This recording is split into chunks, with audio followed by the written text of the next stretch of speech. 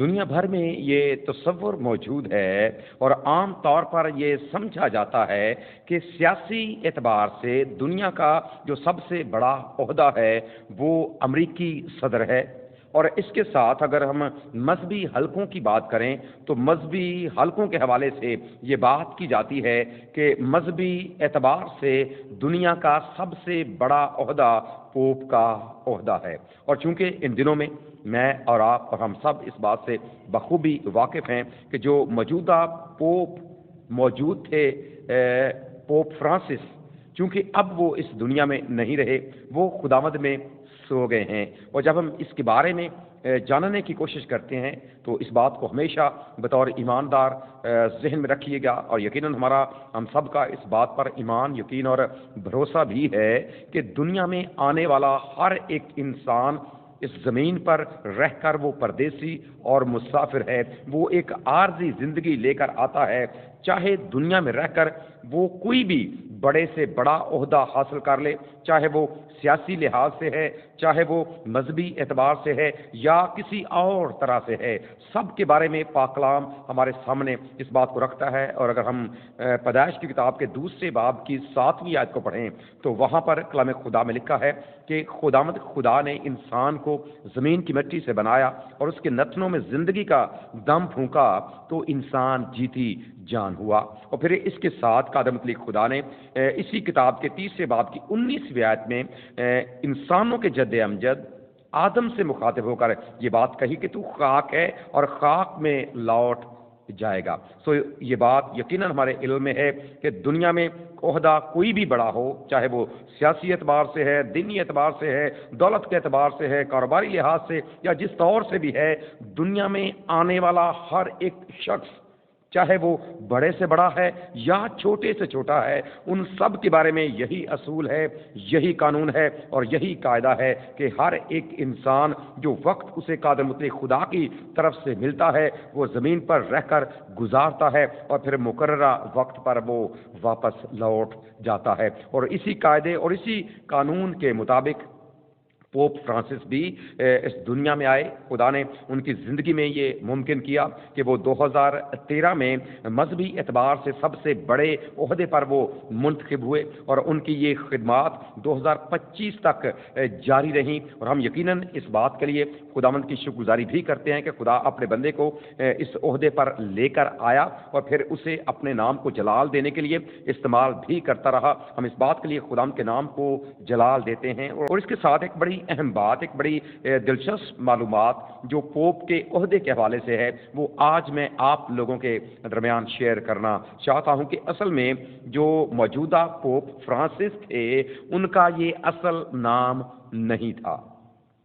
انہوں نے اپنا نام اس وقت تبدیل کیا جب وہ پوپ کے عہدے کے لیے منتخب ہوئے۔ جو ان کا اصل نام تھا وہ تھا جارج میریو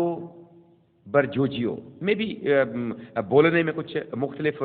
لفظ ہو سکتے ہیں لیکن یہ ان کا اصل نام نہیں تھا۔ اور یہ یاد رکھیں رومن کیتھولک چرچ میں یہ ٹریڈیشن موجود ہے، یہ روایت موجود ہے کہ منتخب ہونے والا پوپ اپنے نام کو تبدیل کر سکتا ہے، اور وہ کسی ایسے سابقہ پوپ جس نے پہلے اپنی خدمات سر انجام دی ہوں اور وہ اس کی خدمات سے متاثر ہو تو منتخب ہونے والا پوپ اس کے نام کے ساتھ اپنا نام تبدیل کر لیتا ہے، یعنی کہ اس کا نام اڈاپٹ کر لیتا ہے اور پھر وہ اسی نام سے جانا اور پہچانا جاتا ہے۔ اور موجودہ پوپ فرانسس نے بھی ایسا ہی کیا تھا، انہوں نے اپنا نام تبدیل کر لیا تھا۔ اور یہ روایت 533 عیسوی سے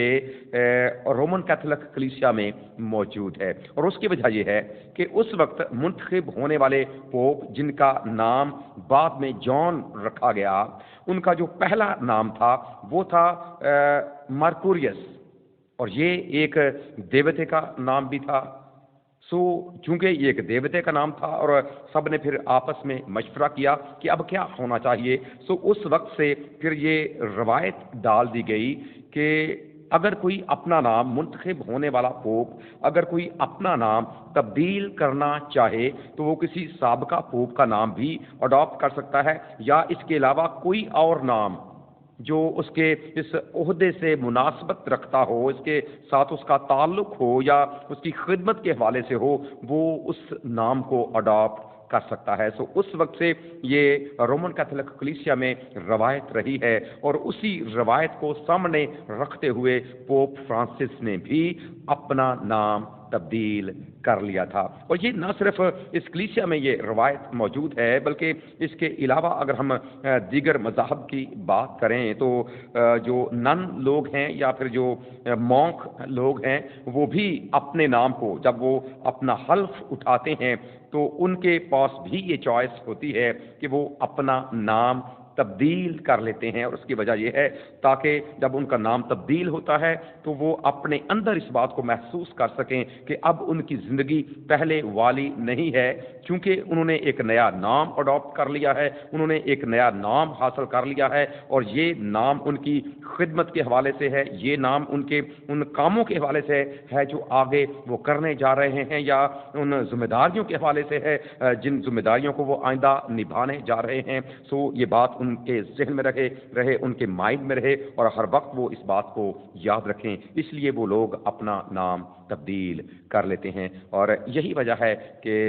پوپ فرانسس نے بھی اپنا نام تبدیل کیا، اور موجودہ نام انہوں نے فرانسس رکھ لیا تاکہ وہ اپنی خدمت کو جاری و ساری رکھ سکے، اور ہم یقیناً ان کی خدمات کے لیے